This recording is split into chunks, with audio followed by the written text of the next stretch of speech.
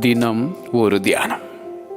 நல்ல வழி எங்கே என்று பார்த்து அதிலே நடவுங்கள். அப்பொழுது உங்கள் ஆத்மாவுக்கு இளைப்பாறுதல் கிடைக்கும்.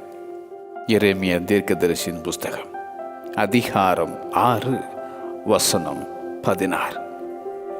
நல்ல வழியில் நடந்தால் அது ஆத்மாவுக்கு ஆறுதல்.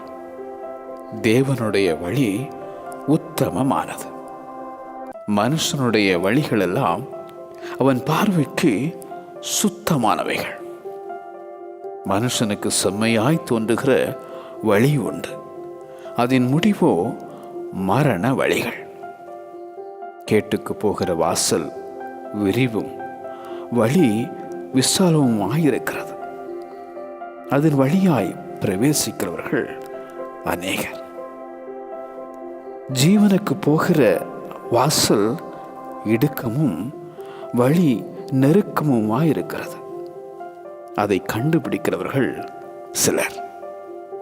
நானே வழியும் சத்தியமும் ஜீவனுமாயிருக்கிறேன் என்றார் ஆண்டவர் இயேசு. வழி காட்ட வந்தவர் நீ நடக்க வேண்டிய வழியை உனக்கும் காட்டுவார்.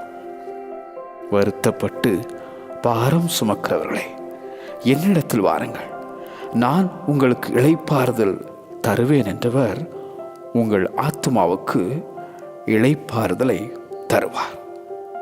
நல்ல வழி எங்கே என்று பார்த்து அதிலே நடவுங்கள்.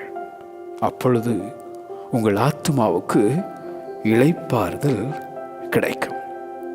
நல்ல வழி எங்கே என்று பார்த்து அதிலே நடவுங்கள். அப்பொழுது உங்கள் ஆத்மாவுக்கு இளைப்பாறுதல் கிடைக்கும். ஆமென்.